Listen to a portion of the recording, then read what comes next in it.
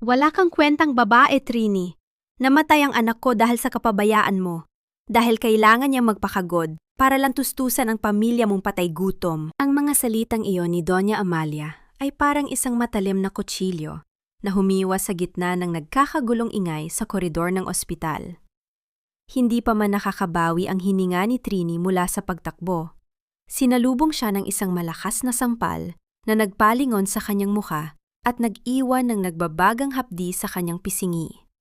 Ngunit mas masakit ang katotohanang nakasampay sa kanyang mga kamay. Hawak pa rin niya ang isang basket ng mga bagong lutong bibingka. Mainit pa ang mga ito at bumabalot ang matamis na amoy ng gata at nasunog na dahon ng saging sa paligid. Isang sakripisyong ginawa niya sa loob ng 3 walang tulog na gabi para lang mapalambot ang puso ng kanyang biyenan. Nais ni Trini na sumigaw. Nais niyang sabihin na kaya siya wala sa tabi ng kanyang asawa ay dahil nagluluto siya para sa kaperahan ng simbahan ni Doña Amalia. Umaasang kapalit nito ay ang pambayad sa ICU ng kanyang sariling ina. Ngunit huli na ang lahat. Sa loob ng puting silid na yon, 2 katawan ang nakahiga sa magkabilang gilid ng kortina. Sa kaliwa, ang kanyang asawang si Rafael na ayon sa mga narinig niyang bulungan ng mga NARS ay natagpuang walang buhay sa isang hotel room kasama ang ibang babae dahil sa sobrang paggamit ng gamot na pampalakas.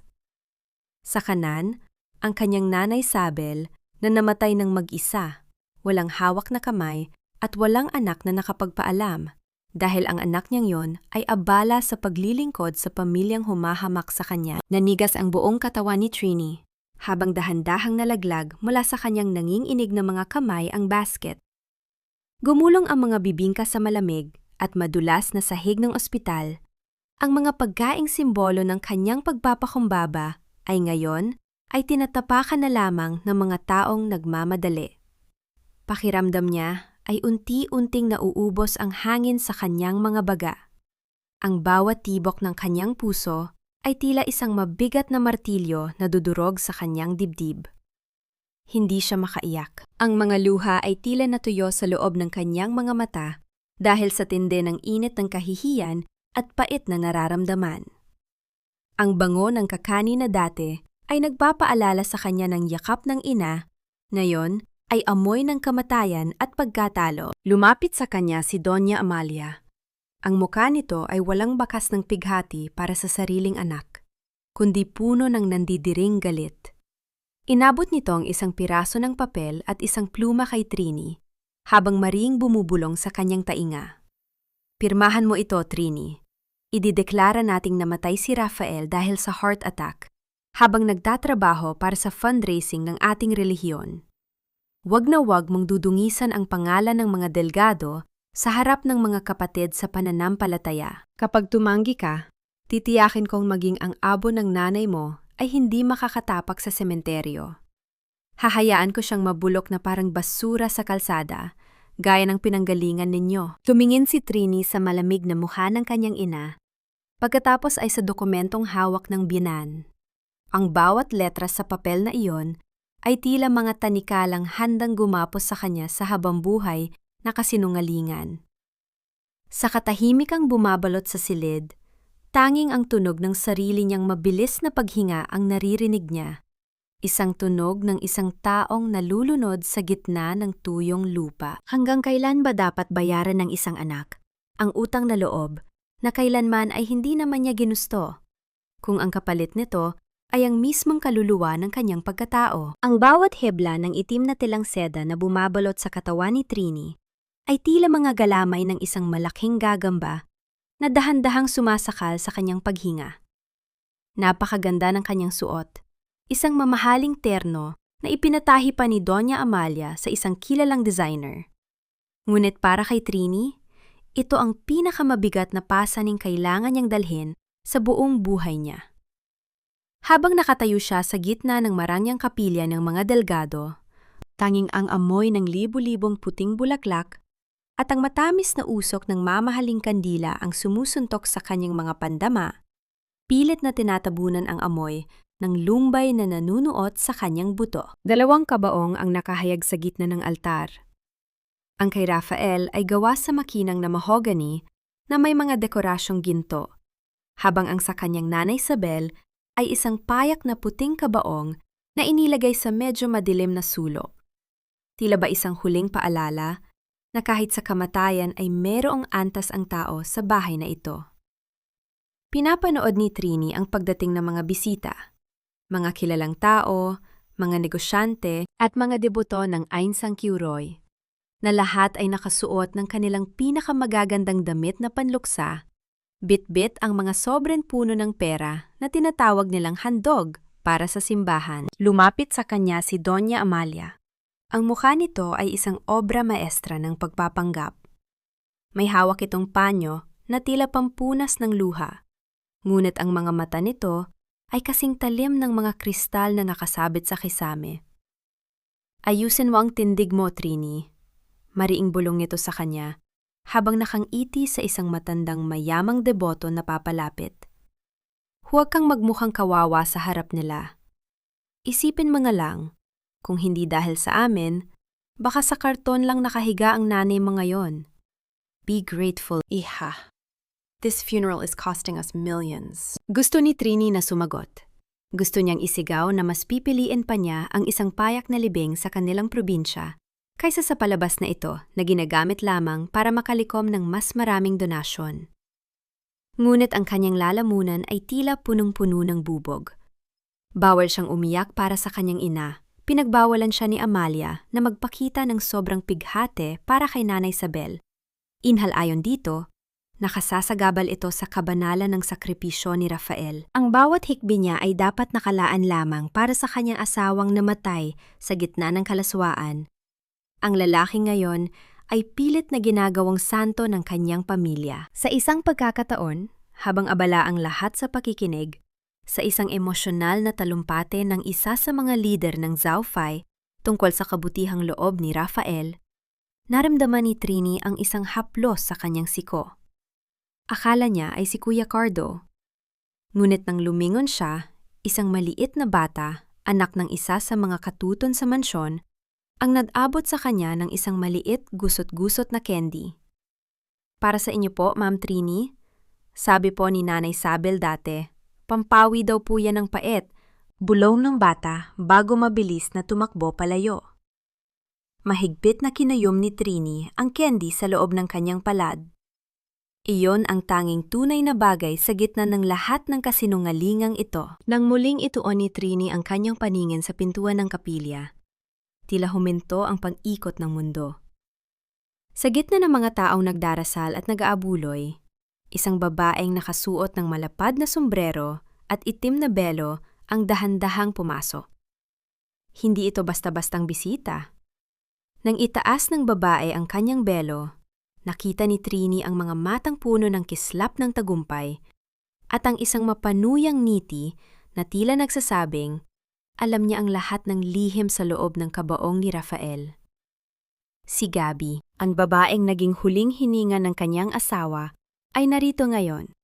Hantarang tinatapakan ang dangal ng asawang, legal sa harap mismo ng libing nito. Napansin ni Trini na hindi man lang nagulat si Doña Amalia sa pagdating ni Gabi. Sa halip, isang mabilis na palitan ng tingin ang namagitan sa kanila. Isang tingin na tila may pinagkasunduang lihim na hindi kayang abutin ng pangunawa ni Trini. Bakit narito ang kabit ni Rafael? At bakit tila may hawak siyang kapangyarihan na kayang magpatahimik maging sa isang Doña Amalia? Naramdaman ni Trini ang biglang panlalamig ng kanyang mga daliri. Tumingin siya sa kabaong ng kanyang ina at pagkatapos ay kay Gabi, na ngayon ay prenteng umuupo sa isa sa mga unahang upuan. Tila ba isa siyang mahalagang panauhin?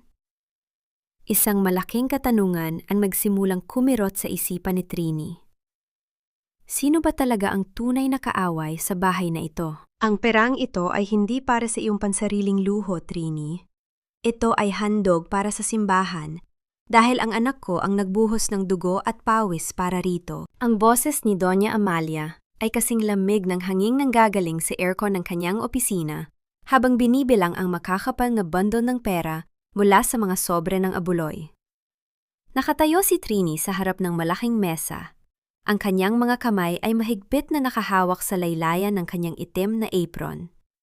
Pinagbilinan siya ng kanyang binan na ayusin ang mga gamit ni Rafael sa opisina nito. Isang gawaing tila pagpaparusa dahil bawat gamit na mahahawakan niya ay may dalang alaala ng pagtataksil. Habang pinapanood ni Trini ang mga daliri ni Amalia na mabilis at sanay na humahawak sa pera, naramdaman niya ang isang pamilyar na kirot sa kanyang sikmura.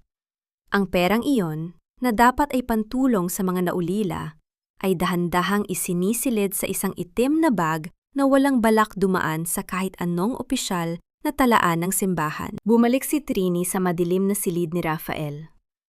Ang amoy ng mamahaling pabango ng kanyang asawa ay nakakapit pa rin sa mga kortina. Isang amoy na dati ay nagbibigay sa kanya ng katiwasayan, ngunit ngayon ay nagpapaalala na lamang ng amoy ng kasinungalingan. Sinimula niyang iligpit ang mga polo shirt na gawa sa seda. Maingat na itinutupi ang mga ito kahit na ang bawat hibla ng tila ay tila nandidiri sa kanyang haplos. Sa ilalim ng isang tumpok ng mga papeles, nakita niya ang isang maliit at lumang pitaka, ang pitaka ng kanyang nanay Sabel. Tila tumigil ang tibok ng puso ni Trini. Naalala niya ang sinabi ng kanyang ina bago ito bawian ng buhay, na mayroon itong itinabing kaunting halaga para sa kanyang kinabukasan, isang maliit na ipon mula sa pagtitinda ng kakanin sa loob ng maraming taon. Ngunit nang buksan niya ang pitaka, tanging mga resibo at isang piraso ng tuyong dahon ng laurel ang laman nito. Walang kahit isang sentimo. Ang mga daliri ni Trini ay nagsimulang manginig habang hinahalungkat ang bawat sulok ng bag ni Rafael. Doon, sa pagitan ng mga dokumento ng seguro sa buhay, ay nakita niya ang isang maliit na slip ng bangko. Ang petsa ng transaksyon ay noong araw bago mamatay ang kanyang ina. Isang malaking halaga ang inilipat mula sa account ni Sabel patungo sa isang pangalang hindi niya kilala. Ngunit ang pirmang nag-apruba sa paglilipat ay pamilyar na pamilyar sa kanya. Ang pirma ni Rafael. Ang katahimikan sa loob ng kwarto ay naging bingi para kay Trini. Ang bawat buntong hininga niya ay tila may kasamang bigat ng 1,000 bato. Napaupo siya sa sahig, yakap-yakap ang bakanting pitaka ng kanyang ina, habang ang mga luha na kanina pa niya pinipigilan sa harap ni Amalia ay dahan-dahang pumatak at nabasa ang mamahaling alpombra. Hindi lamang ang kanyang asawa ang nagnahaw sa kanya ng katapatan. Ninakawan din siya nito ng huling pagkakataon na mabigyan ng maayos na buhay ang kanyang ina bago ito pumanaw. Ang pagmamahal na inakala niyang totoo ay isa lamang palang mahabang plano ng pagnanakaw sa ilalim ng maskara ng kabanalan. Habang hinihimas niya ang bawat tahi ng pitaka, may isang matigas na bagay siyang naramdaman sa loob ng lining nito. Gamit ang isang maliit na gunting, dahan-dahang binuksan ni Trini ang tahi. Isang maliit na susi ang nalaglag mula sa loob, may nakadikit na piraso ng papel na may sulat kamay ng kanyang nanay Sabel. Para sa aking Trini, sa oras na hindi mo na kayang pasanin ang dilim. Nanginig ang buong pagkatao ni Trini nang mapagtanto niyang hindi alam ni Rafael ang tungkol sa susing ito. Ngunit bago pa man niya maisip kung para saan ang susing iyon, narinig niya ang mabibigat na yabag ni Doña Amalia na papalapit sa kwarto. Mabilis niyang itinago ang susi sa loob ng kanyang damit. Ramdam ang malamig na metal na dumidikit sa kanyang dibdib. Bumukas ang pinto at pumasok si Doña Amalia.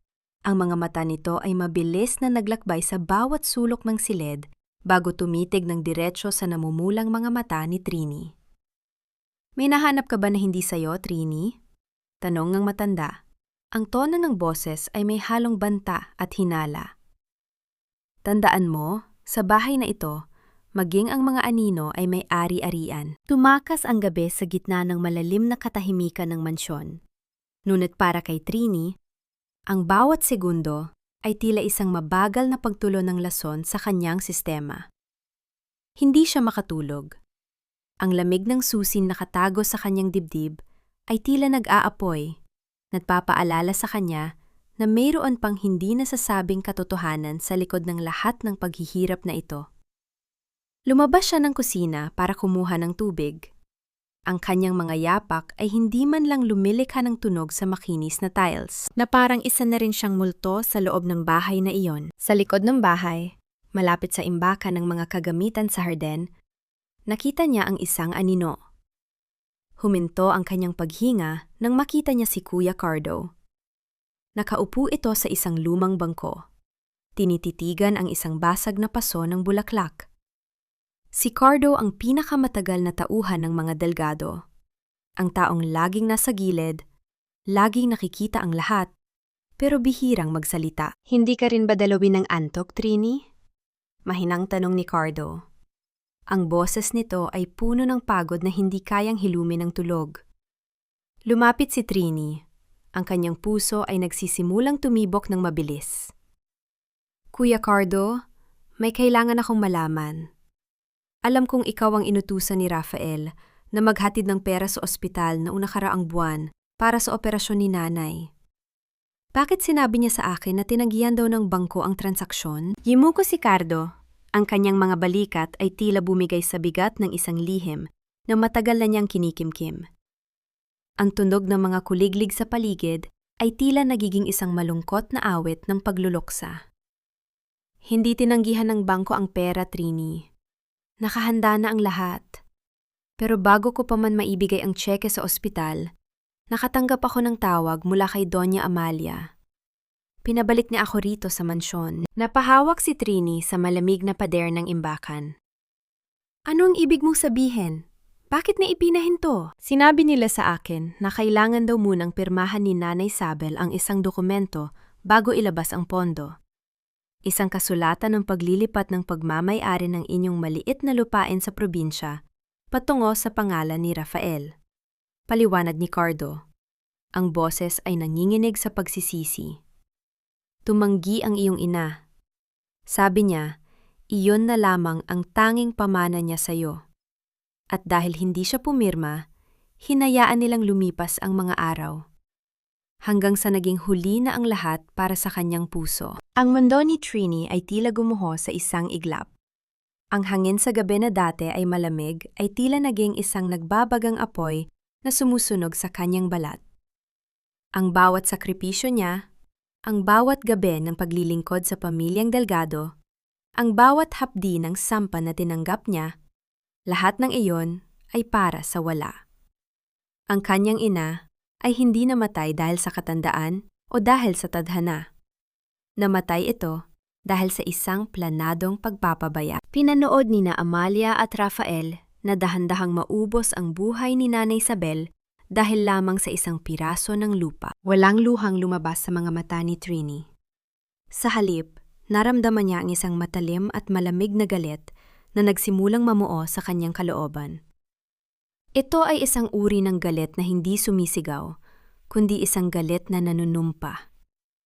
Ang kanyang Nanay Isabel ay namatay na nag-iisa at naghihirap, pinoprotektahan ang tanging bagay na para sa kanya, habang si Trini ay abalang nagluluto ng bibingka para sa mga taong pumatay dito. May isa pa, Trini, dugtong ni Cardo, habang iniaabot ang isang maliit at kupas na papel na nakatupi.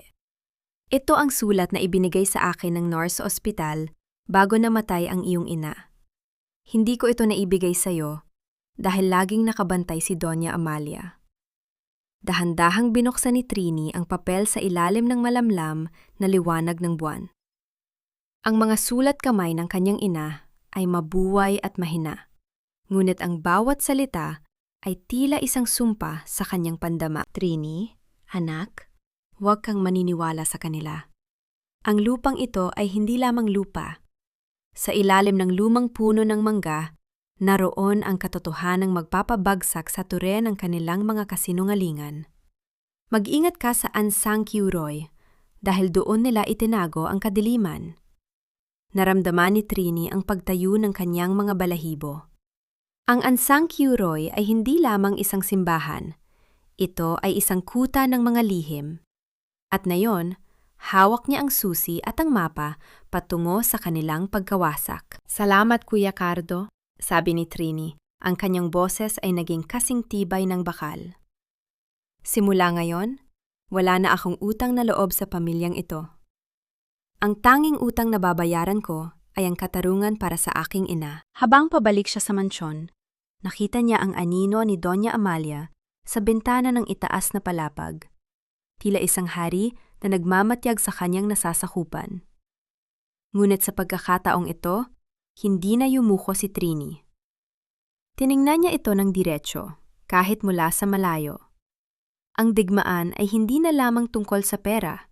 Ito ay tungkol sa bawat patak ng dugo at bawat luhang ninahaw nila sa kanya. Huwag kang mangahas na magkamali sa harap ng maraming tao, Trini. Isang maling salita at sisiguraduhin kong pati ang alaala ng nanay mo ay ituturing na sumpa sa simbahang ito. Ang gulong na iyon ni Doña Amalia ay tila isang malamig na haplos ng kamatayan sa batok ni Trini, habang marahan siyang itinutulak patungo sa gitna ng dambana.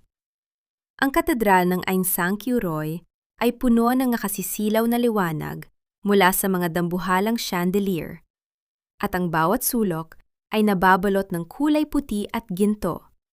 Isang karangyaan na tila nanunuya sa abang kalagayan ni Trini. Nakasuot siya ng isang mahabang itim na belo na gawa sa mamahaling lace.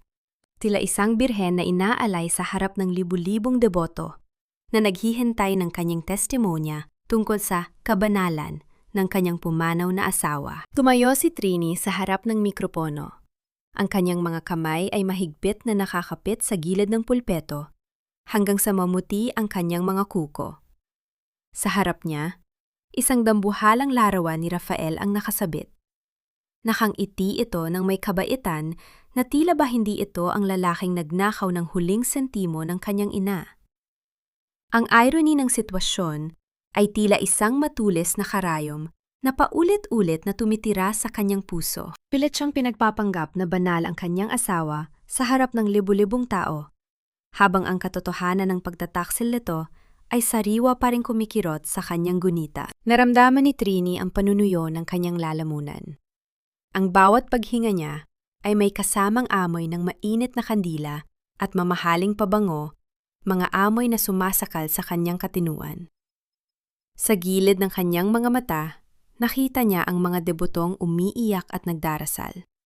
Mga taong uhaw sa isang kwento ng milagro at katapatan. Nais niyang sumigaw.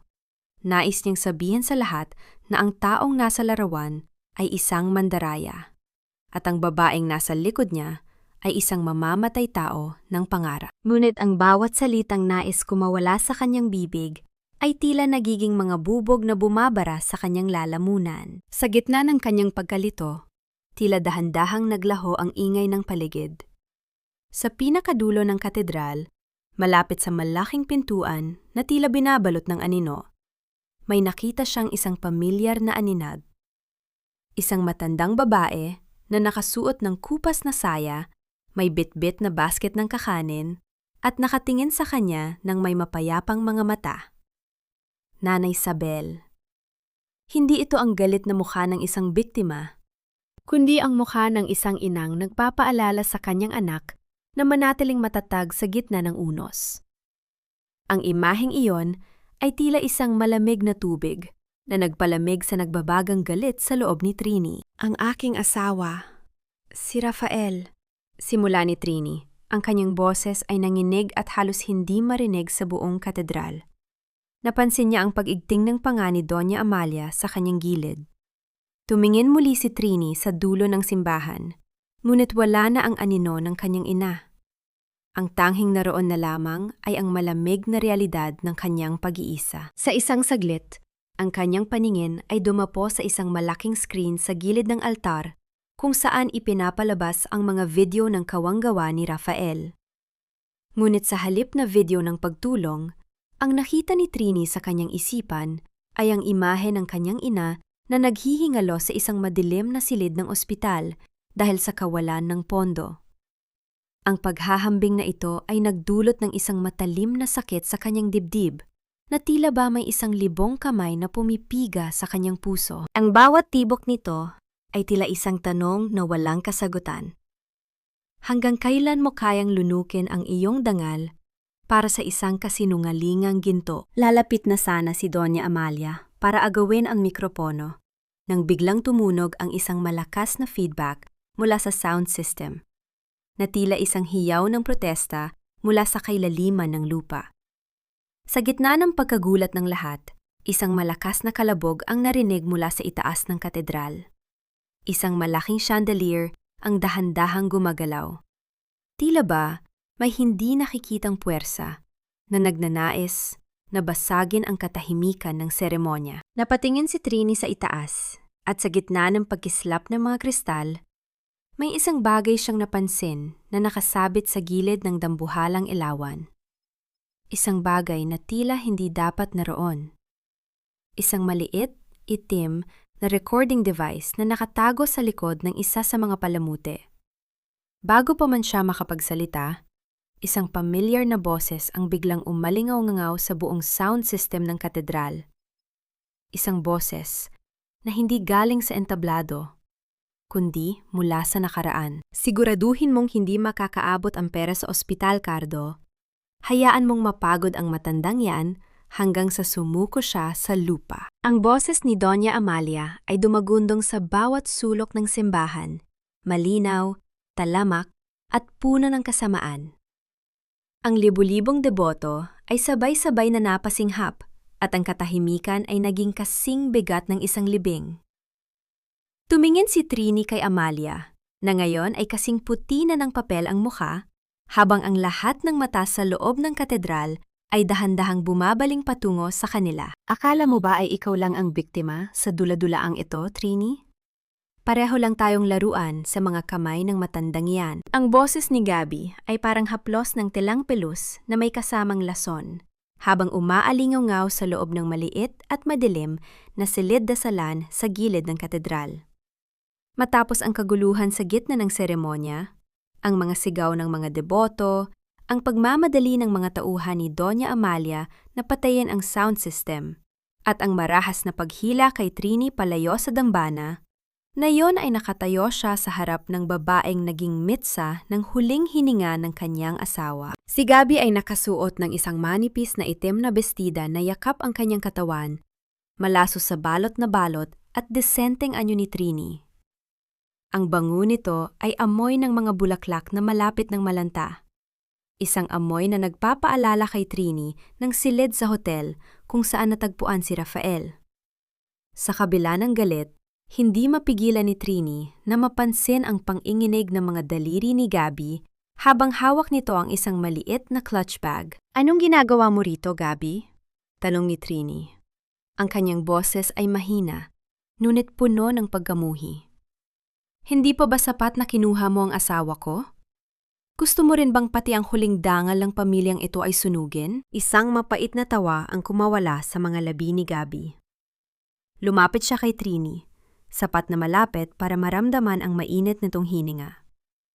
"Dangal? Trini, gising! Walang dangal sa bahay na ito. Ang asawa mong banal ay namatay habang nagmamakaawang wag siyang iwan ng swerte niya. At ang biyenan mong santo?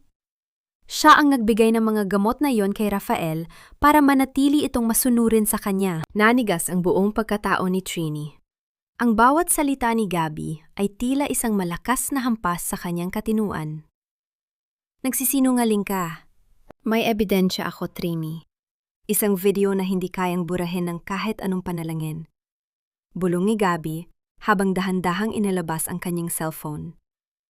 "Narito ang huling sandali ni Rafael. At kung hindi mo ibibigay sa akin ang kalahati ng insurance money na kinuha ni Amalia, ipapakita ko sa buong mundo kung gaano kadumi ang dugong dumadaloy sa mga delgado. Kailangan ko ng pera para makaalis sa bansang ito bago ako tuluyang patahimikin ng biyenan mo." Tumingin si Trini sa screen ng cellphone at kahit hindi pa ito nagpe-play, naramdaman niya ang isang matinding pagsusuka sa kanyang lalamunan.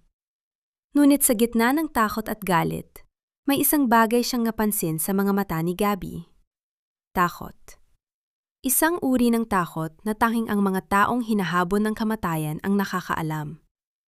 Napagtanto ni Trini na si Gabi, ang babaeng itinuring niyang kaaway, ay isa ring pusang ipit sa sulok. Ginagamit ang huling alas na hawak niya para mabuhay. "Hindi ko hawak ang pera, Gabi. sabi ni Trini. Dahan-dahang hinahawakan ang nanginghinig na kamay ng babae. Isang kakaibang sandali ng pagkakaisa sa pagitan ng dalawang babaeng kapwa sinira ng iisang pamilya. Alam mo rin yon, si Amalia ang may hawak ng lahat.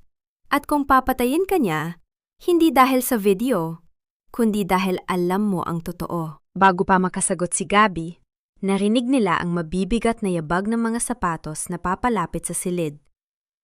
Ang tunog ng mga ito sa lumang kahoy na sahig ay tila isang babala ng paparating na bagyo. Mabilis na itinago ni Gabby ang kanyang cellphone at tumalikod.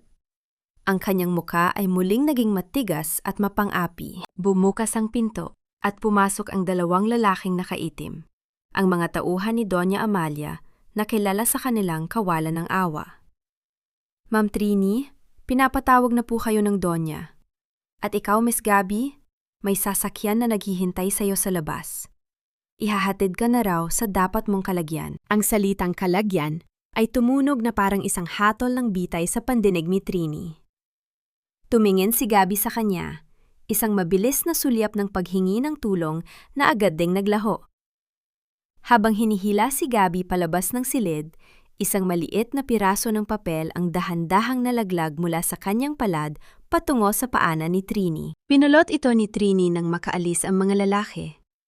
Isang address sa isang liblib na lugar sa probinsya ang nakasulat doon.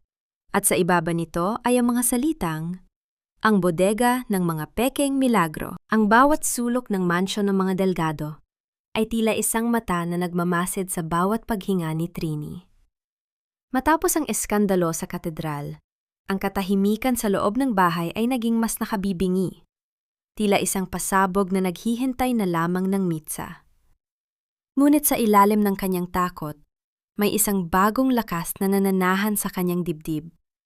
Isang apoy na nagmula sa malamig na abo ng kanyang pighati. Dahan-dahan siyang naglalakad sa mahabang pasilyo patungo sa likod ng mansyon, doon sa lugar kung saan ang amoy ng sabon at basang lupa ay mas matapang kaysa sa amoy ng mamahaling insenso. Sa labas ng labahan, nakita niya si Aling Marites. Ang matandang babae ay abala sa pagsasampay ng mga puting lino ng katedral. Ang kanyang mga kamay na kulubot ay tila may sariling kwento ng pagtitiis.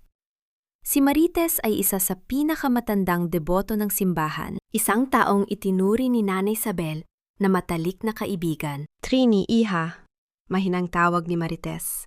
Ang kanyang boses ay tila isang kaluskos ng tuyong dahon. Alam ko ang bawat luhang pumatak sa mga bibingkang niluto mo. Huwag mong isiping nag-iisa ka sa labang ito. Lumapit si Trini. Ang kanyang mga mata ay naghahanap ng kasiguraduhan. Aling Marites, totoo ba? Ang lahat ng kwento tungkol sa mga donasyong nawawala, sa halip na sumagot ng direkta, inabot ni Marites ang isang maruming supot ng plastik na nakatago sa ilalim ng mga labahin. Sa loob nito ay mga kupas na sulat at mga kopya ng resibong hindi kailanman naitala sa opisina. Ito ang mga hinaing ng mga biyudang katulad mo, Trini. Mga taong binigay ang huling sentimo para sa Aung San Suu Kyi sa pangakong ililigtas ang kanilang mga mahal sa buhay. Pero sa huli ay naiwan lang na mas mahirap pa sa daga. Ang nanay mo, si Isabel, siya ang nag-umpisang mangalap nito. Bago siya tuluyang nanghinat, naramdaman ni Trini ang paghapdi ng kanyang mga mata. Hawak niya ang mga ebidensya ng isang sistematikong pagnanakaw sa mga taong walang kalaban-laban. Ang bawat papel ay tila isang saksi sa kalupitan ni Doña Amalia. Napagtanto ni Trini na kailangan niyang maging matalino. Hindi siya mananalo kung gagamit siya ng dahas o direktang komprontasyon. Kailangan niyang isuot ang maskara ng isang tupa sa harap ng isang lobo. Nang gabi ngayon, pumasok si Trini sa silid aklata ni Doña Amalia. Nakita niya ang matandang babae na nakaupo sa kanyang malaking selyan, may hawak na rosaryo, ngunit ang mga mata ay nakatuon sa isang notebook ng mga account. Dahan-dahang lumapit si Trini at lumuhod sa paanan ng kanyang biyenan. "Mama?" simula ni Trini. Ang kanyang boses ay puno ng pekeng pagsisisi at pang-inginig. "Patawarin niyo po ako sa nangyari sa katedral. Nagdilim po ang paningin ko dahil sa pagod at gutom. Hindi ko po alam kung bakit may ganong boses sa sound system. Natatakot po ako. Baka sinusubok tayo ng kadiliman. Tumigil ang paggalaw ng mga daliri ni Amalia sa rosaryo. Tumingin ito ng matagal kay Trini. Tila binabasa ang bawat guhit sa mukha nito. Pagkaraan ng ilang sandali, isang mapait na ngiti ang sumilay sa mga labi ng matanda. Mabuti at natauhan ka na, Trini. Akala ko ay tuluyan ka ng nalaman ng kawalan ng utang na loob. Ang pamilyang ito ang nagbigay sa iyo ng lahat. Huwag mong kakalimutan na kung wala ako, ikaw ay isang hamak na tindera lamang ng kakanin sa kanto. Inabot ni Amalia ang isang kumpol ng mga susi mula sa kanyang mesa. Ang tunog ng metal na nagkikiskisan ay tila isang babala para kay Trini. Dahil mukhang nagpapakababa ka na, ibibigay ko sa iyo ang pamamahala sa silid ng mga donasyon. Ikaw na ang mag-ayos ng mga dokumento doon. Patunayan mo sa akin na karapat-dapat kang maging isang delgado. Tinanggap ni Trini ang mga susi. Ang malamig na metal ay tila nanunuot sa kanyang balat. Alam niyang ito ay isang bitag, isang paraan para bantayan siya ng mas maigi. Ngunit ito rin ang tanging paraan para makapasok siya sa puso ng lihim ng simbahan. Habang papaalis siya sa silid, narinig niya ang huling salita ni Amalia na nagpalamig sa kanyang dugo. Huwag kang magkakamaling magbukas ng pinto na hindi para sa iyo, Trini. Baka hindi mo magustuhan ang makikita mo sa loob. Napahinto si Trini sa labas ng pinto. Ang kanyang puso ay tila isang tambol na nagbababala ng panganib. Hawak niya ang susi. Ngunit alam niyang, sa bawat hakbang niya patungo sa katotohanan, mas lalong lumalalim ang hukay na inihahanda ni Amalia para sa kanya. Ang lupang binungkal ng mga kamay ng iyong ina ay magiging pundasyon ng ating pinakabanal na katedral, Trini.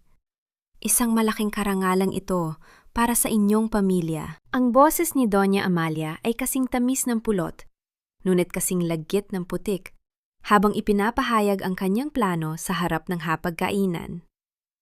Ang tunog ng matunog na pagtama ng kutsara sa porsela ng tasa ay tila isang babala sa pandinig ni Trini. Nakaupo siya ng tuwid. Ang kanyang mga kamay ay nakatago sa ilalim ng mesa. Mahigpit na nakakuyom hanggang sa bumaon ang kanyang mga kuko sa sariling palad. Ang lupang tinutukoy ni Amalia ay ang tanging alaala ng kanyang nanay Isabel. Ang maliit na bukirin sa probinsya na pinagtamnan ng mga pangarap at dinilig ng pawis ng kanyang ina sa loob ng maraming dekada. Hindi po ba't masyadong malayo iyon para sa isang katedral, Mama? Mahinang tanong ni Trini, pilit na pinapanatili ang kawalan ng emosyon sa kanyang mukha. Baka mas mainam kung mananatili itong bukid para sa mga taga-roon. Isang maikling tawa na walang bahid ng saya ang kumawala sa mga labi ni Amalia. Iha, ang lupa ay walang saysay kung tanging palay lang ang ibibigay nito. Pero kung itatayo natin doon ang bagong santuwaryo ng Ansang Kiuroy, ang lupang iyon ay magiging sagrado. Pinirmahan na ni Rafael ang lahat ng papeles bago siya mawala.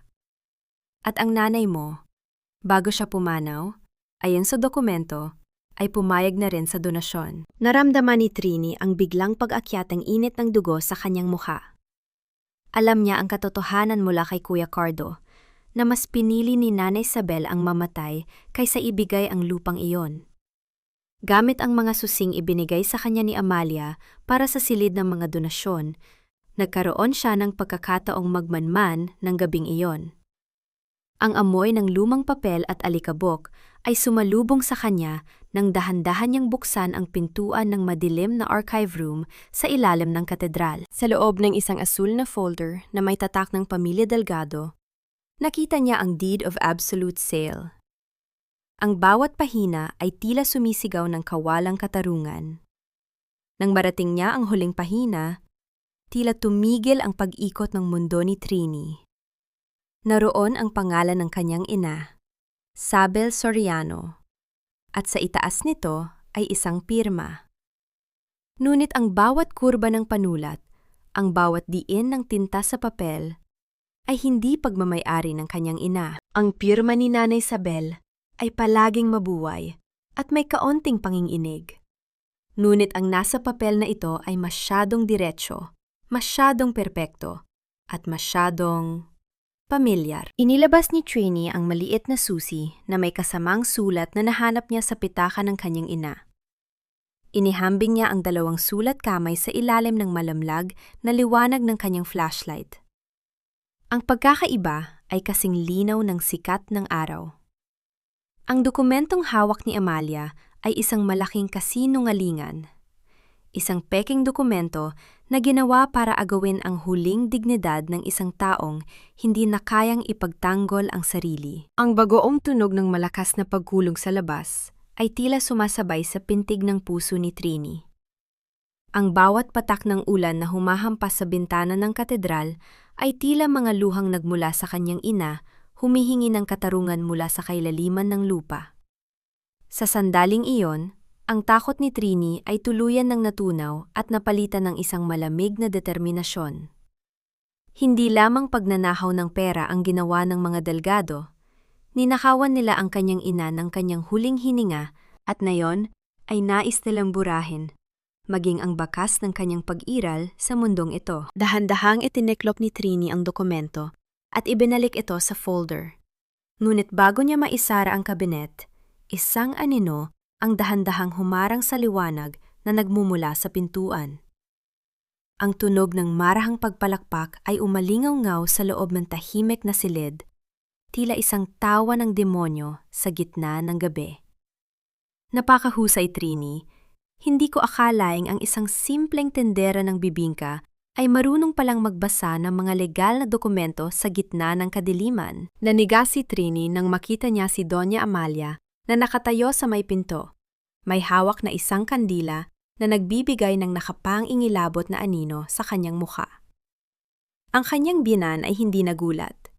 Sa halip, ang mga mata nito ay nagliliyab sa kislap ng isang taong hanap na ang dahilan para tuluyang tapusin ang kanyang biktima. Hindi ka lang pala magnanakaw ng kakanin, Trini. Magnanakaw ka rin pala ng mga lihim na hindi mo kayang panindigan. Ang boses ni Doña Amalia ay tila isang malamig na hampas ng hangin sa gitna ng madilim at maalikabok na archive room. Ang liwanag mula sa hawak niyang kandila ay sumasayaw sa kanyang mukha, na nagbibigay ng anyo ng isang mapanuring dyablo na nagagalak sa bawat paghihirap ng kanyang biktima. Nakatayo siya sa may pintuan, ang kanyang tindig ay puno ng awtoridad, habang si Trini ay nananatiling nakaluhod sa sahig. Mahigpit na hawak ang peking dokumento ng lupa, na tila ba ito ang kanyang tanging panangga sa darating na unos. Dahan-dahang tumayo si Trini, ang kanyang mga tuhod ay nanginginig, ngunit ang kanyang paningin ay nananatiling nakatuon sa kanyang biyenan. Peke ang pirma ni Nanay, Mama. Pinatay niyo siya sa pag-aakalang makukuha niyo ang lahat. At ngayon, pati ang huling alaala niya ay ninanakaw niyo rin. Ang boses ni Trini ay mahina, ngunit may taglay itong talim na hindi pa narinig ni Amalia kailanman. Isang mapait at mahabang tawa ang kumawala sa mga labi ni Amalia. Isang tunog na tila nagmumula sa kailaliman ng isang tuyong balon. Justice? Trini, ang hustisya ay para lamang sa mga taong may kakayahang bumili nito. Sa tingin mo ba ay may maniniwala sa isang tulad mong hamak na mananahi at tindera? Ang salita ko ay batas sa Ain Sang Chiu Roy, ang pirma ng nanay mo. Kahit peke sa iyong paningin, ay magiging totoo dahil ako ang may sabi. Lumapit ang matanda, ang amoy ng mamahaling insenso at matandang balat ay bumalot sa paligid ni Trini. Ibinigay ko sa iyo ang lahat, Trini. Isinalba kita mula sa putik ng kahirapan, binihisan, at pinatira sa mansyong ito. Ang utang na loob mo sa akin ay hindi mababayaran ng kahit anong lupain. Patuli ni Amalia habang dahan-dahang inaagaw ang dokumento mula sa kamay ni Trini. Huwag mong kalilimutan na isang kumpas ko lang ay muling mabubulok ang pangalan ng nanay mo. Gusto mo bang malaman ng lahat na namatay si Isabel na isang baliw at nagnakaw sa pondo ng simbahan? Kaya kong gawin yon sa loob ng isang gabi. Naramdaman ni Trini ang isang matinding pagsikip sa kanyang dibdib. Tila ba may isang libong kamay na pumipiga sa kanyang puso? Ang bawat salita ni Amalia ay isang lason na dahan-dahang pumapatay sa kanyang huling pag-asa. Napatingin siya sa dokumentong dahan-dahang nilalamon ng apoy mula sa kandila ni Amalia. Ang ebidensya ay nagiging abo na sa harap mismo ng kanyang mga mata. Sa sandaling iyon, ang imahe ng kanyang ina na naghihingalo at humihingi ng tulong ay muling nagbalik sa kanyang isipan na nagdulot ng isang matalim na sakit sa kanyang lalamunan. Ngunit sa gitna ng pighati, may isang bagay na hindi nakita ni Amalia. Ang maliit na piraso ng papel mula kay Gabby na nakatago sa loob ng palad ni Trini. Ang address ng bodega ng mga Peking Milagro. Kung ang dokumento ng lupa ay naging abo na, ang lihim na ito ang magiging bagong mitsa ng kanyang paghihigante. Anong gagawin mo ngayon, Trini? Nakangiting tanong ni Amalia habang pinapanood ang huling bahagi ng papel na maging itim na abo. Lalabas ka ba at isisigaw ang katotohanan? Sige, gawin mo. Tingnan natin kung sino ang pakikinggan ng mga tao. Ang banal na donya o ang desperadang biyuda na nawala ng bait. Hindi sumagot si Trini. Dahan-dahan niyang inayos ang kanyang damit, pinahid ang huling patak ng luha sa kanyang mga mata at tumingin ng diretsyo sa nagliliyab na mga mata ng kanyang biyenan. Sa katahimikang iyon, tila may isang bagong pagkatao ang isinilang mula sa abo ng kanyang pagkatao. Ang Trini na nakilala ni Amalia ay wala na. Ang kaharap niya ngayon ay isang babaeng wala ng takot na mawalan dahil nakuha na sa kanya ang lahat. Tama po kayo, Mama. Walang maniniwala sa akin ngayon. Mahinang sabi ni Trini. Ang kanyang boses ay naging kasing lamig ng gabi. Pero ang katotohanan ay parang amoy ng bibingka sa umaga. Hindi mo ito maitatago dahil kusa itong lilitaw at magpapaalala sa lahat ng gutom na hindi nyo kayang busugin. Lalabas na sana si Trini nang biglang humarang ang dalawang tauhan ni Amalia sa pintuan. Ang kanilang mga anino ay dangguhalang humaharang sa tanging daan palabas. Ang tunog ng paglock ng pinto mula sa labas ay umalingaw-ngaw sa buong archive room, tila isang hatol ng pagkabilanggo. Hindi ka alis dito hanggat hindi mo natututunan kung paano sumunod, Trini, sabi ni Amalia, habang dahan-dahang humahakbang palabas sa isang lihim na lagusan sa likod ng aparador. Diyan ka muna sa dilim, kasama ng mga anino ng iyong mga lihim. Baka sakaling sa gutom at takot, ay mahanap mo ang iyong katinuan. Naiwan si Trini sa loob ng archive room. Ang tanging liwanag na lamang ay ang unti-unting namamatay na baga ng papel na sinunog ni Amalia. Habang dahan-dahang nilalamon ng kadiliman ang buong silid, isang pamilyar na tunog ang narinig ni Trini mula sa ilalim ng sahig. Isang mahinang kalos ng mga sako na hinihila at ang bulong ng mga taong hindi dapat naroon sa oras na iyon. Ang bodega ng mga Peking Milagro. Narito lamang ito sa ilalim ng kanyang kinalalagyan. Ang bawat hibla ng aking pagkatao ay tila naging abo kasama ng mga papeles na sinunog ni Amalia.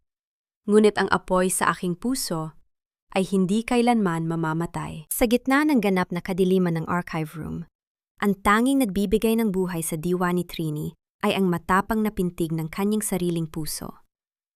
Ang amoy ng sunog na papel ay nanunuot pa rin sa kanyang ilong, isang amoy na tila nagpapaalala ng kanyang pagkatalo. Ngunit sa halip na sumuko, dahan-dahang gumapang si Trini sa malamig at maalikabok na sahig.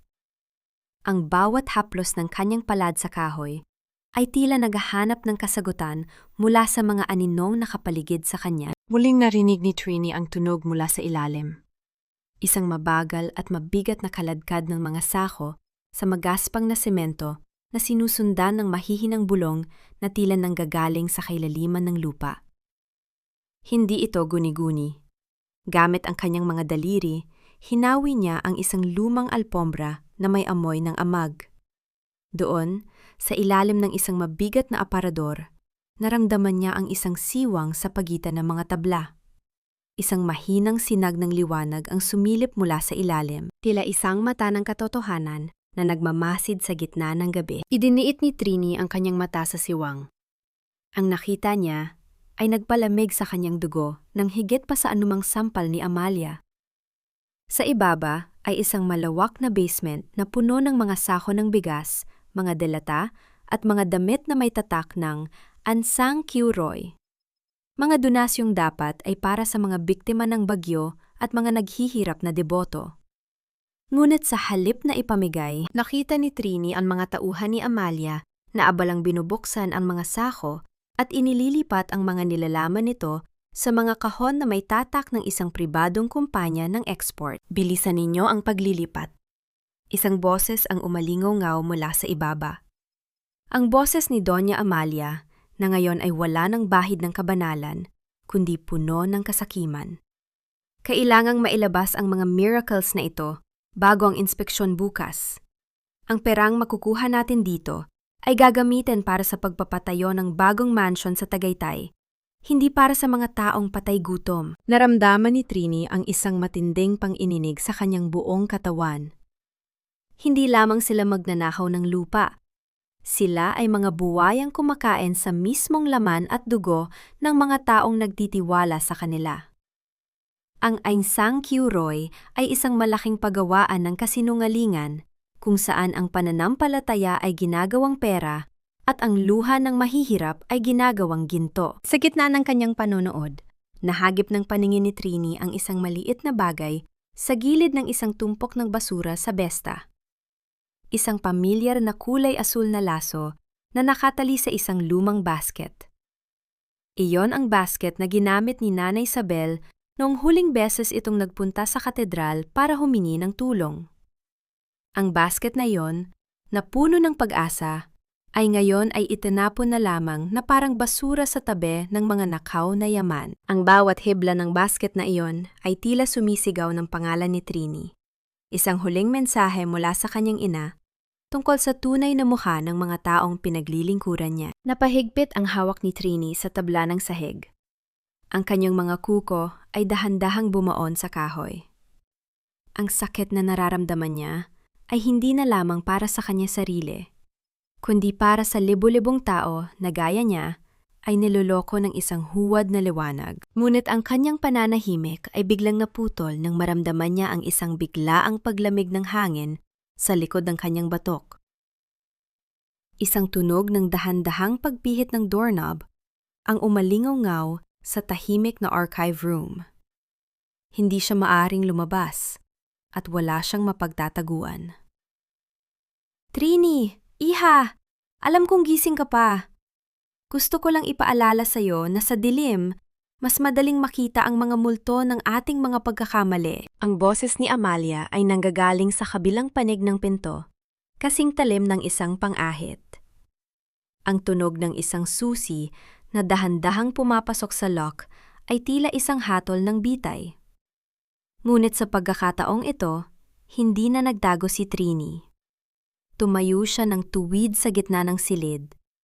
Bit-bit ang katotohanang nakita niya sa ilalim ng sahig. Bumukas ang pinto, at ang liwanag mula sa pasilyo ay tumama sa mukha ni Trini, na nagpapakita ng isang anyo na hindi inaasahan ni Amalia. Wala ng luha, wala ng takot, kundi isang mapanganib na katahimikan. Mama? Simula ni Trini. Ang boses ay kasing lamig ng semento sa basement. Nakita ko na po ang mga milagrong itinatago ninyo. At sa tingin ko, oras na para malaman ng buong mundo kung gaano kabango ang amoy ng inyong mga kasalanan. Isang mabilis na pagbabago ang rumihistro sa mukha ni Amalia.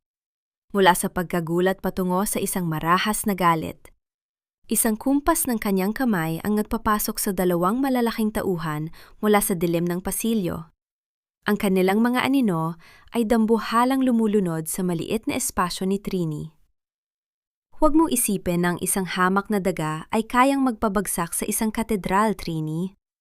Bago sumapit ang umaga, sisiguraduhin kong wala ka ng dila para magsalita pa. Ang boses ni Doña Amalia ay parang hagupit ng latigo sa loob ng masukal at madilim na bodega, kung saan kinaladkad si Trini ng dalawang tauhan nito. Ang bawat hakbang ng matanda sa semento ay tila tunog ng barya sa isang alkansya.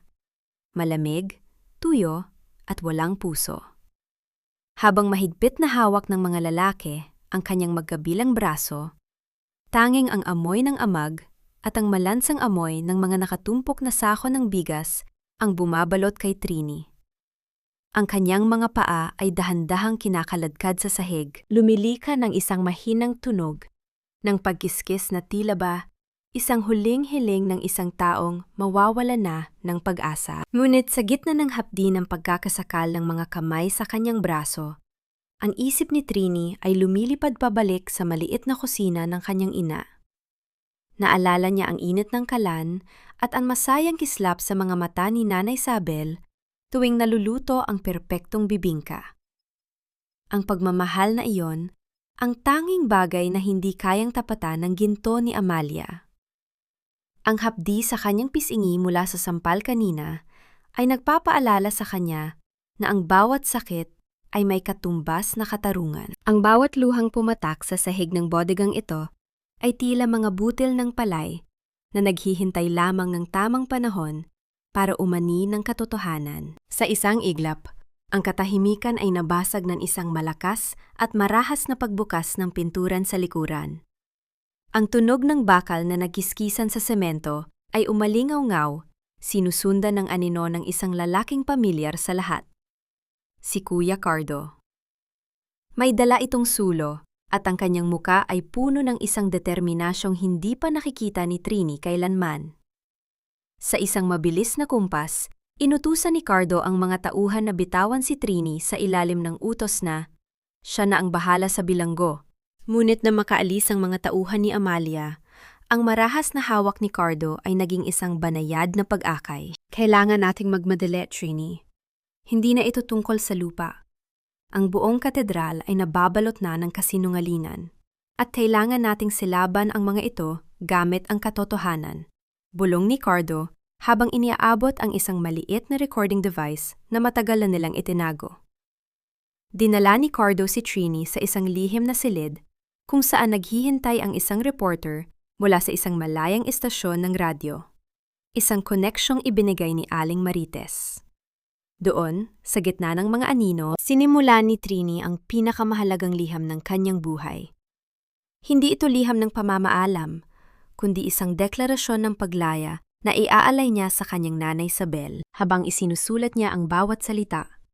Ang tunog ng pluma sa papel ay tila boses ng kanyang ina na bumubulong sa hangin. Nay, ang bango ng iyong mga alaala ang magiging gabay ko sa gabing ito, isip ni Trini, habang ang kanyang puso ay tila isang tambol na bumibilis ang bawat pintig. Ngunit ang kanilang plano ay biglang nanganib nang marinig nila ang isang anunsyo mula sa malalaking speaker sa labas ng katedral.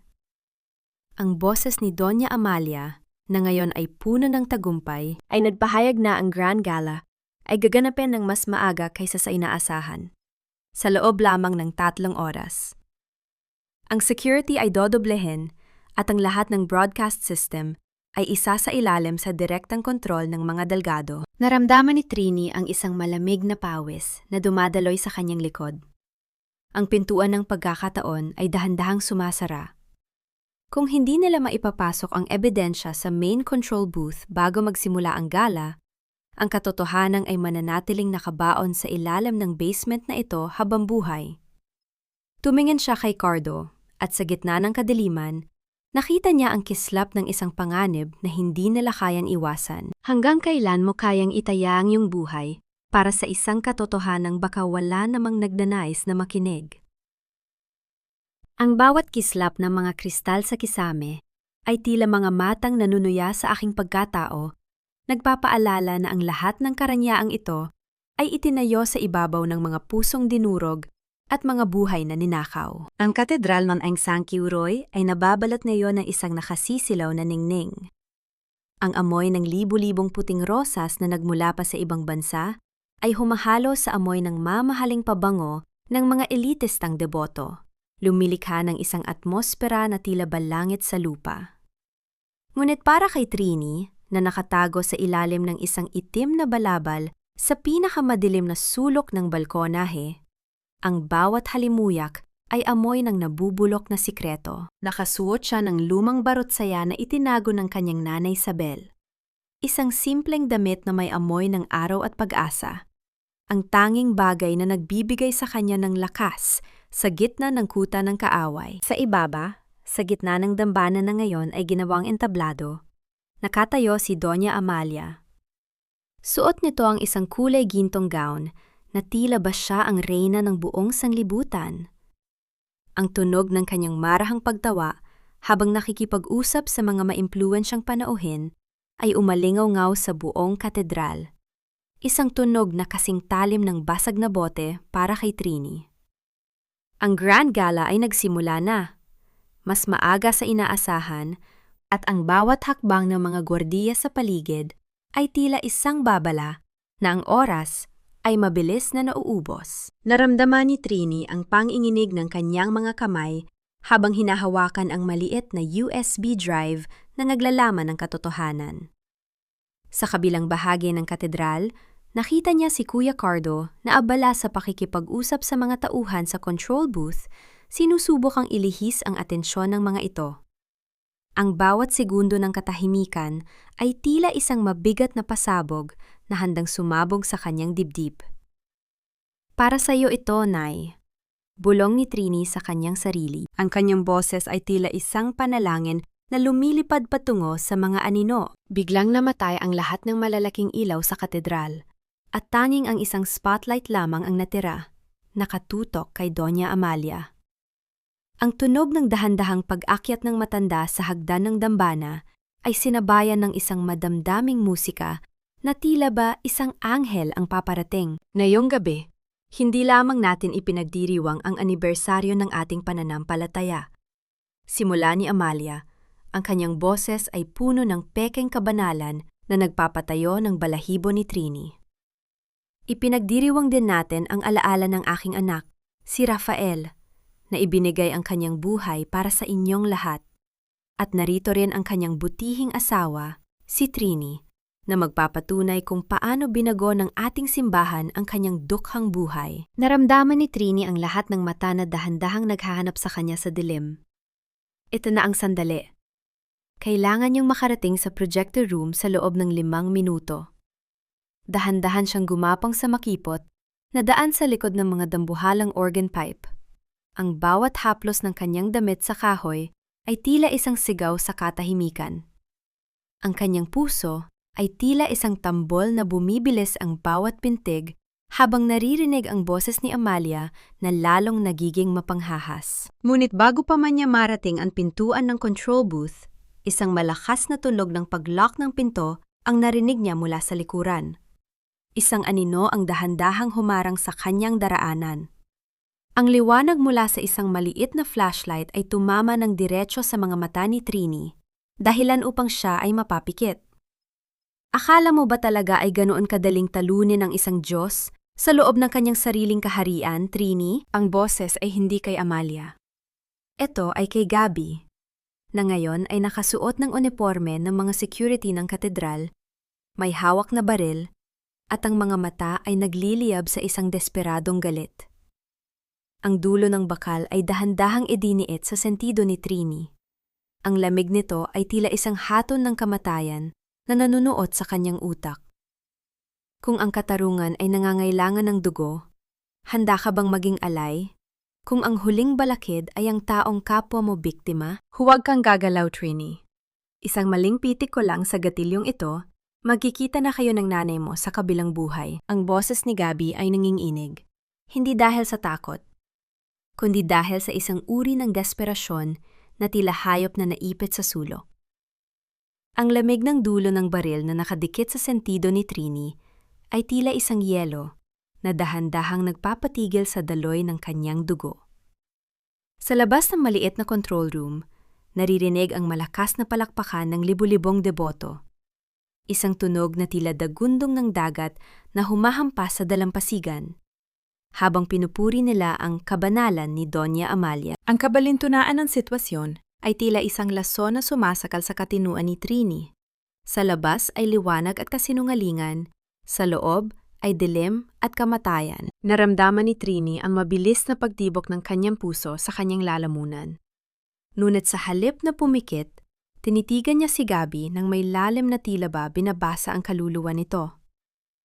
Gabi, Tingnan mo ang iyong sarili. Mahinang bulong ni Trini. Ang kanyang boses ay kalmado sa kabila ng pang-anib. Pinoprotektahan mo ang babaeng pumatay sa tatay ng magiging anak mo. Sa tingin mo ba, pagkatapos nito, hahayaan kanyang mabuhay? Alam mo ang totoo, Gabi. At sa mundo ni Amalia, ang mga nakakaalam ng totoo ay hindi nagtatagal. Bahagyang lumuwag ang pagkahahawak ni Gabi sa baril. Ang tunog ng kanyang mabigat at putol-putol na paghinga ay tila isang sirang plaka sa gitna ng katahimikan.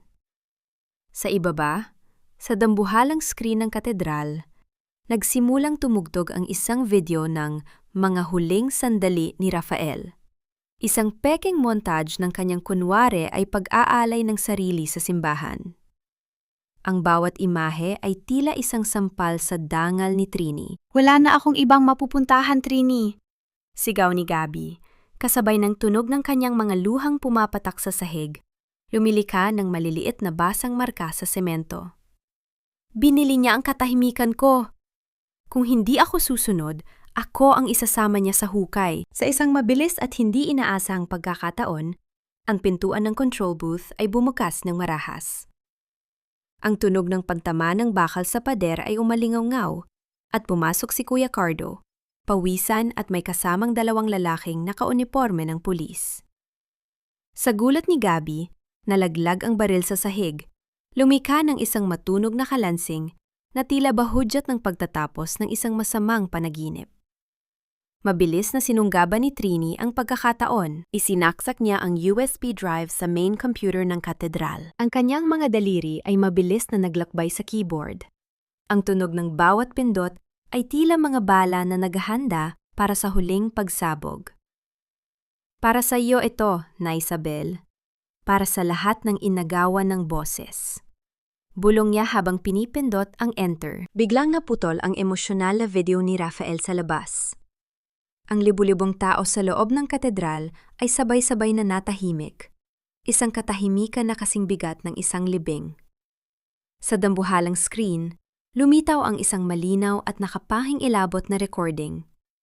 Ang muka ni Doña Amalia, walang maskara, walang belo, habang ipinag-uutos ang pagharang sa pondo ng ospital ni Isabel at ang pagmamanipula sa bangkay ng kanyang sariling anak para sa pera. Ilibing niyo ang katotohanan kasama ni Rafael. Ang boses ni Amalia ay dumagundong sa bawat sulok ng katedral, malinaw at talamak.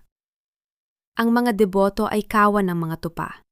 Bibigyan mo sila ng kwento, bibigyan kanila ng ginto. Ang tunog ng kolektibong pagsinghap ng libu-libong tao ay tila isang malakas na hangin na yumanig sa pundasyon ng katedral. Tumingin si Trini sa monitor at nakita niya si Doña Amalia sa gitna ng entablado. Ang matanda ay tila estatwa, kasing puti ng papel ang mukha habang ang kanyang sariling boses ay naglalantad ng kanyang kabulukan sa harap ng buong bansa na nanonood via livestream. Ang mga flash ng kamera ay tila mga kidlat na tumatama sa kanyang nagigibang imperyo. Ngunit ang tagumpay ay may kasamang pait. Habang pinapanood ni Trini ang pagpasok ng mga awtoridad sa entablado para pusasan si Amalia, narinig niya ang isang malakas na pagkabasag ng salamin mula sa ibaba. Ang mga deboto, na dati ay nagdarasal, ay nagsimula ng magkagulo. Ang tunog ng galit na hiyawan ay tila isang halimaw na nagising mula sa mahabang pagkakahimbing. Napalingon si Trini kay Gabi, na ngayon ay nakaluhod sa sulok. Yakap ang sarili habang humihikbi. Ang katarungan ay dumating na. Ngunit sa gitna ng gumuhong katedral ng mga kasinungalingan, meron pa bang matitirang puwang para sa paghilom? O ang apoy na kanyang sinimulan ay lalamunin din ang lahat ng bagay na kanyang pinahalagahan? Ang bawat kislap ng mga kristal sa kisame ng katedral ay tila mga luhang nagmula sa langit, bumabagsak sa gitna ng isang imperyong dahan-dahang, nagiging abo. Ang tunog ng mga bakal na posas na naglalapat sa mga payat at nanginginig na pulso ni Doña Amalia ay umalingaw-ngaw sa buong katedral. Mas malakas pa kaysa sa anumang sermon na ngabigkas sa damba ng iyon. Ang matandang babae, na dati ay tila isang Diyos na hindi kayang abutin, ay Vainon ay dahan-dahang hinihila ng mga awtoridad pababa ng entablado. Ang kanyang kulay gintong gown ay dumiit sa malamig na semento, isang matalim na kaibahan sa kanyang dating karingalan. "Bitiwan niyo ako! Wala kayong karapatan! Ginawa ko ang lahat para sa simbahang ito!" Ang sigaw ni Amalia ay tila hiyaw ng isang sugatang hayop, ngunit ang kanyang boses ay agad na nilunod ng galit na hiyawan ng libu-libong deboto. Ang mga taong dati ay humahalik sa kanyang kamay, ay ngayon ay nagbabato ng mga pulyeto at mga rosaryo. Ang kanilang mga mukha ay puno ng pait ng katotohanang sila ay niloko. Ang bawat hakbang ng mga pulis ay sinasabayan ng tunog ng nagkakagulong mga upuan at ang marahas na pagbagsak ng mga dekorasyon sa paligid. Tila ba ang mismong gusali ay nagnanais na iluwa ang duming itinago nito sa loob ng maraming taon. Mula sa itaas ng balkonahe, pinanood ni Trini ang lahat ng may mabigat na hininga. Naramdaman niya ang isang kakaibang pakiramdam sa kanyang dibdib. Hindi ito kagalakan, kundi isang malalim na paghinga matapos ang mahabang panahon ng pagkalunod. Ang amoy ng mainit na kandila at mamahaling rosas ay napalitan ng amoy ng alikabok at pawis ng nagkakagulong madla. Sa gitna ng kaguluhan, napansin ni Trini ang isang anino na mabilis na kumikilos patungo sa gilid ng dambana. Si Gabby, hawak nito ang isang itim na bag na puno ng mga alahas at perang na titira sa vault ni Amalia. Isang huling sulyap ang ipinadala ni Gabby kay Trini. Isang sulyap na puno ng pagsisisi, ngunit mas matimbang ang pagnanais na mabuhay. Sa isang kurap ng mata, naglaho si Gabby sa gitna ng usok at gulo, dala ang mga huling bakas ng yaman ng mga delgado. Dahan-dahang bumaba si Trini patungo sa opisina ni Amalia sa likod ng katedral. Ang lugar na dati ay ipinagbabawal sa kanya. Ang bawat yabag niya sa pasilyo ay tila isang kabanata ng kanyang buhay na unti-unting nagsasara. Sa gitna ng iniwang kalat ni Amalia, mga nagkalat na dokumento at basag na porselana, nakita ni Trini ang isang maliit na kahon na gawa sa lumang kahoy ng nara. Ito ang kahon na nakita niya sa kanyang panaginip. Ang kahon na tila kinalimutan na ng panahon sa ilalim ng mabigat na mesa ng kanyang biyenan. Gamit ang susing iniwan ng kanyang nanay Sabel, dahan-dahang binuksan ni Trini ang kahon. Ang tunog ng pag-ikot ng susi sa loob ng lock ay tila isang mahinang bulong ng pag-asa. Sa loob nito, nababalot ng isang piraso ng kupas na telang katsa ay isang sulat. Hindi ito basta-bastang sulat. Ito ang tunay na testamento at huling habilin ni Sabel Soriano. Ang bawat salitang nakasulat sa papel ay may bahid ng tuyong luha, ngunit ang bawat letra ay malinaw at matatag. "Para sa aking Trini," basa ni Trini sa kanyang isipan. Ang kanyang boses ay nanginginig sa loob ng kanyang katahimikan. "Anak, ang lupang ito ay hindi kailanman magiging pag-aari ng mga mapang-api. Ibinilin ko ito sa iyo, hindi para sa pera, kundi para magsilbing ugat ng iyong kalayaan. Huwag mong hahayaan na ang kanilang ginto ay maging tanikala sa iyong mga paa." Nayakap ni Trini ang papel sa kanyang dibdib, habang ang mga luha ay dahan-dahang pumatak. Binabasa ang semento ng opisinang dati ay puno ng kasamaan. Sa labas, ang tunog ng sirena ng mga pulis ay dahan-dahang lumalayo. Hudyat na ang gabi ng paniningil ay tapos na. Ngunit para kay Trini, ang tunay na laban ay nagsisimula pa lamang. Ang laban para buuin muli ang kanyang sarili mula sa mga pira-pirasong alaala ng isang mundong tuluyan ng gumuho. Ang bawat hakbang ni Trini palabas ng mansyon ng mga delgado ay tila pagtatanggal ng isang mabigat na balute na matagal na sumakal sa kanyang pagkatao. Sa huling pagkakataon, lumingon siya sa dambuhalang pintuan ng bahay na yon. Isang kuta ng yaman na itinayo sa ibabaw ng mga luhang hindi nakita ng mundo. Ang dating amoy ng mamahaling insenso at selyadong hangin ay napalitan na ng amoy ng kawalan. Wala na ang kapangyarihan ni Doña Amalia. Wala na ang mga anino ng pagtataksil ni Rafael. Ang tanging bitbit ni Trini ay ang maliit na kahon ng kanyang ina at isang lumang bag na naglalaman ng kanyang mga simpleng baro, ang mga kagamitang tunay na pagmamay-ari ng kanyang kaluluwa. Sumakay siya sa isang lumang bus patungo sa probinsya. Ang bawat pag-ikot ng gulong sa kalsada ay pila isang himig ng paglaya. Habang binabaybay ang daan, dahan-dahang nagbabago ang tanawin mula sa matatayog na gusali patungo sa malalawak na luntiang bukirin. Ang hangin na pumapasok sa bintana ay may dalang amoy ng basang lupa, tuyong palay, at ang matamis na halimuyak ng mga puno ng mangga, isang amoy na tila isang mainit na yakap mula sa kanyang nanay Sabel. Naramdaman ni Trini ang pagluwag ng kanyang dibdib. Ang bawat hininga niya ay hindi nakapos, kundi puno na ng buhay. Narating niya ang kanilang maliit na bayan ng dapit hapon, kung kailan ang langit ay kulay kahel at lila, tila isang painting ng kapayapaan. Dumiretso siya sa sementeryo ng bayan, isang payak na lugar kung saan ang mga damo ay malayang tumutubo sa paligid ng mga puntod. Hinanap niya ang lugar kung saan nakahimlay ang kanyang ina. Ang puntod ni Nanay Sabel ay payak lamang. Walang mga gintong letra o mamahaling kandila. Ngunit para kay Trini, ito ang pinakasagradong lugar sa buong mundo. Lumuhod siya sa harap ng puntod. Ang kanyang mga kamay ay dahan-dahang hinahaplos ang malamig na semento. "Nay, narito na po ako." Mahinang bulong ni Trini. Ang kanyang boses ay tila isang marhang kaluskos ng hangin sa mga dahon. "Laya na po tayo. Wala na ang mga taong kumuha sa iyong huling hininga. Ang lupang pinrotektahan nyo sa atin na po muli." Inilabas niya mula sa kanyang bag ang isang balot ng mainit na bibingka na binili niya sa kanto ng palengke. Ang amoy ng gata at nasunog na dahon ng saging ay humalo sa amoy ng mga bulaklak sa paligid.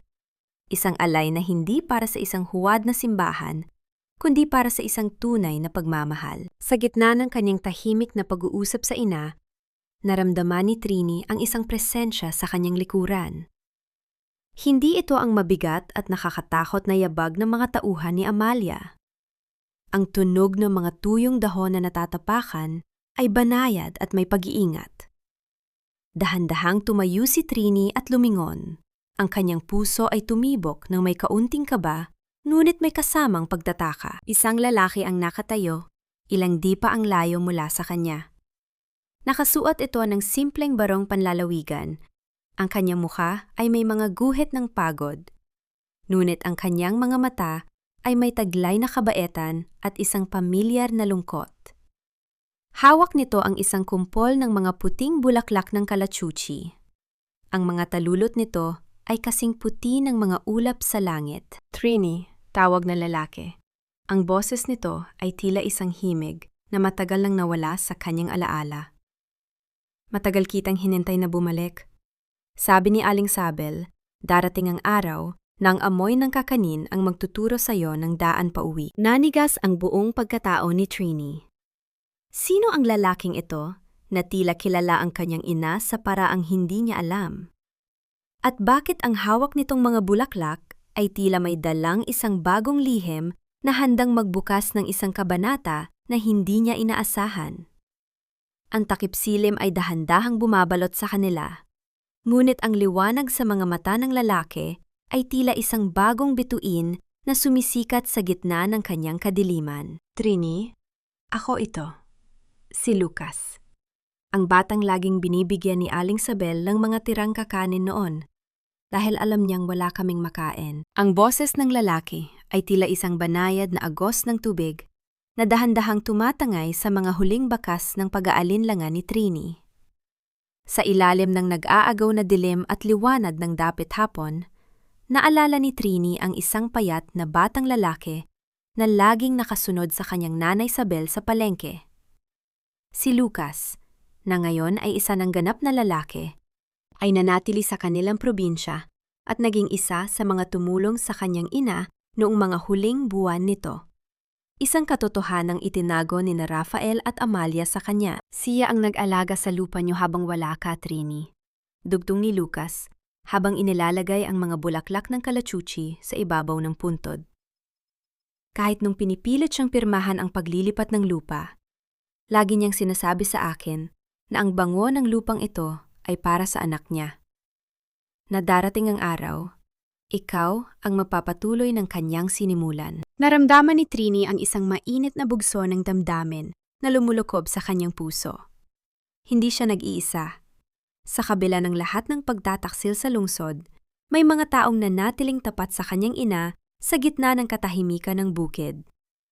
Matapos ang isang mahabang gabi ng pagkukwento at pag-alala, nagpasya si Trini na hindi na muling lilingon sa madilim na nakaraan. Makalipas ang ilang buwan, ang maliit na kubo na dati ay bakante ay nabuhay muli.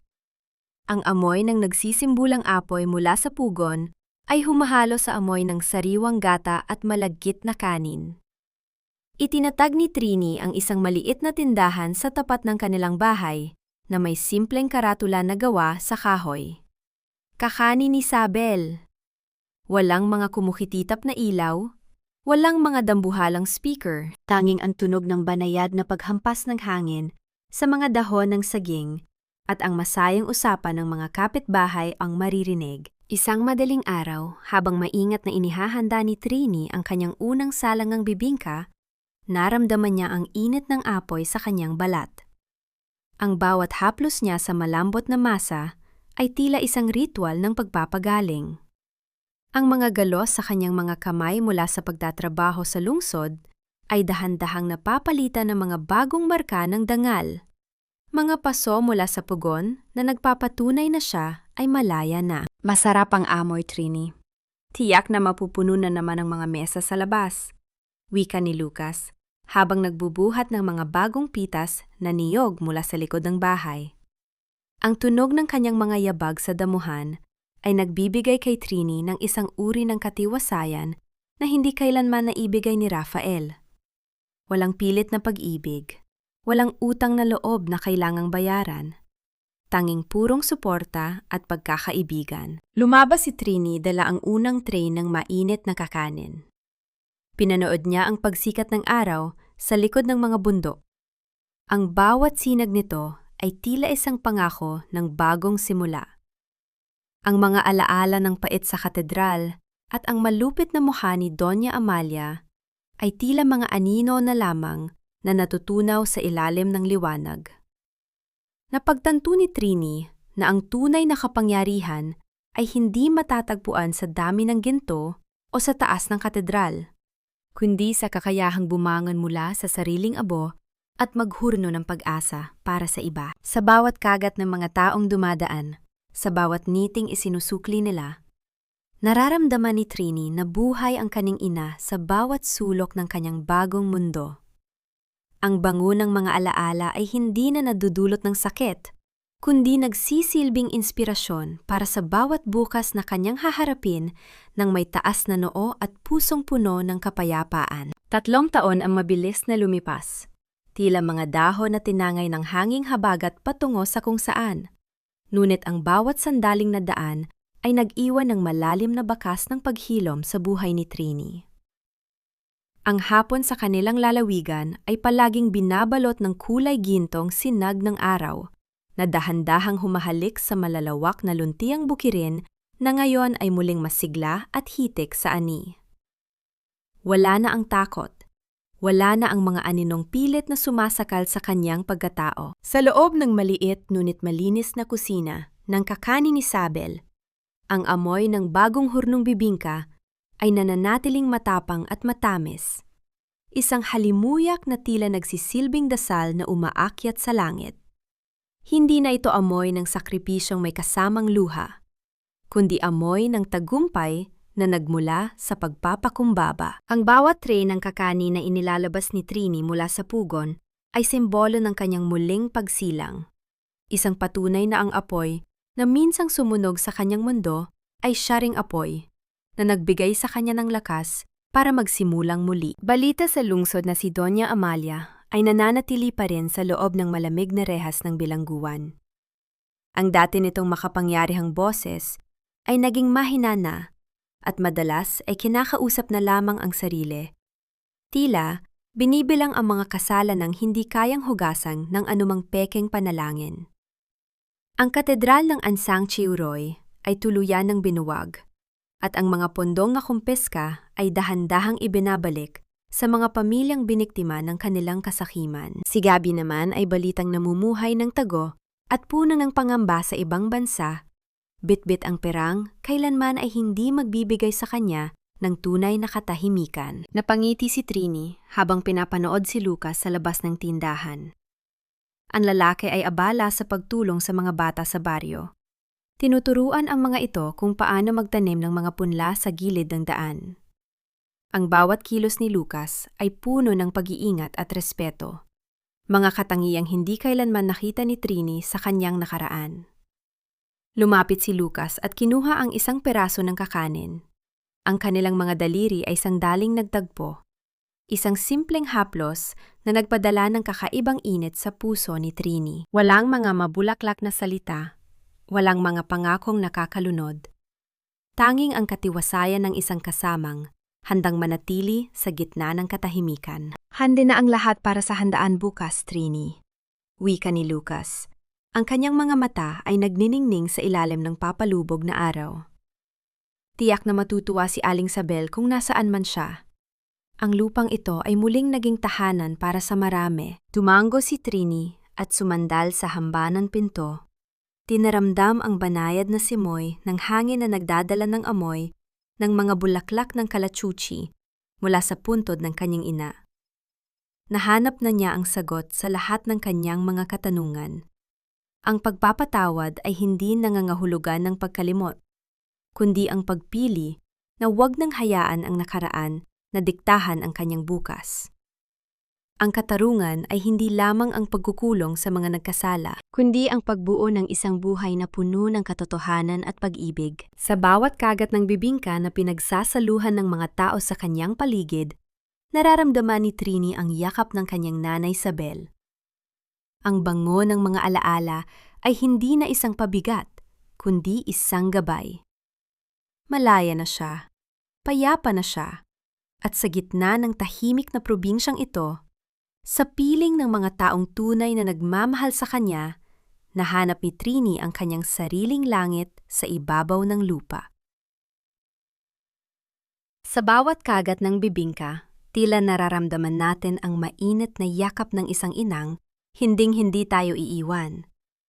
Ang bango ng nakaraan ay hindi na mitsa ng sakit, kundi isang gabay patungo sa bagong umaga kung saan ang bawat sugat ay nagiging bahagi na ng ating kagandahan. Mga mahal kong tagapakinig, dito nagtatapos ang ating paglalakbay kasama si Trini. Maraming salamat sa inyong matyagang pakikinig at sa pagbubukas ng inyong mga puso hanggang sa huling sandaling ito.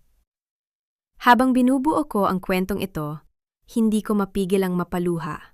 Lalo na sa bahagi kung saan nalaglag ang mga mainit pang bibingka sa madulas na sahig ng ospital, habang tinatanggap ni Trini ang malupit na sampal ng katotohanan. Ramdam ko ang bawat hapdi ng kanyang pisingi at ang pait ng bawat butil ng kanin na tila naging simbolo ng kanyang dinurog na dignidad. Ang kwento ito ay hindi lamang basta bunga ng imahinasyon. Ito ay alay sa lahat ng mga kababaihang dumaan sa matinding apoy ng pagtataksil at kawalang katarungan para lamang mahanap ang kanilang sariling pugon ng kalakasan. Ito ay isang piraso ng aking puso at pagninilay sa hirap at sarap ng tunay na buhay. Kung kayo ang nasa kalagayan ni Trini, sapat na ba sa inyo ang makitang nakaposas ang mga taong nanakit sa inyo? O mas mahalaga ang makahanap ng bagong simula sa piling ng mga taong tunay na nagpapahalaga sa inyo? Napapaisip din ako, na saan kaya kayo habang nakikinig sa kwentong ito? Marahil ay nagluluto kayo ng hapunan, nagtitiklop ng mga damit, o baka naman ay nagpapahinga na matapos ang isang nakakapagod na araw. Nais kong marinig ang inyong boses. Ibahagi ninyo ang inyong mga saloobin o ang inyong sariling kwento ng pagbangon sa ating comment section. Dahil dito, palagi kayong may nakikinig na kaibigan. Huwag niyo rin sanang kalimutang i-like at i-share ang ating kwento. upang magsilbi itong liwanag para sa iba pang pusong naghahanap ng paghilom. Dalangin ko na maging matatag kayo sa bawat hamon at mahanap ninyo ang inyong sariling kapayapaan sa paraang inyong pinili. Hanggang sa muli nating pagkikita sa susunod na kwentong pupukaw sa ating damdamin. Pamagat ng kwento: Ang bango ng mga alaala. Paunawa. Ang lahat ng mga karakter at sitwasyon sa kwentong ito ay katang-isip lamang na nilikha para sa layuning aliwin at maghatid ng positibong mensahe sa ating mga tagapakinig.